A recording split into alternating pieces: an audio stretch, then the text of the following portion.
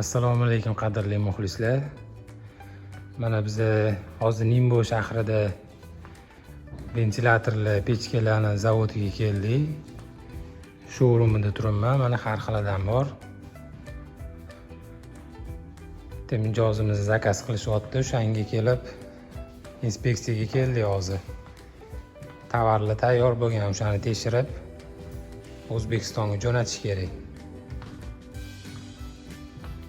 Qanaqa brendligini ayta olmaymiz, chunki bu avtorskiy brend. Mana shunaqa tovarlardan unda xohlasa anchagina zakaz qilingan, o'shani jo'natib yuborish kerak.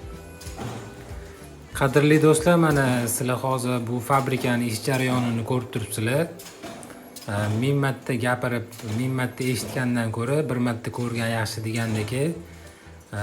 Vaqtinglarni ayamasdan agar oxirigacha ko'rsanglar, mana shu pechkani qanaqa yig'ish jarayonini o'zingizlar guvohi bo'lasizlar.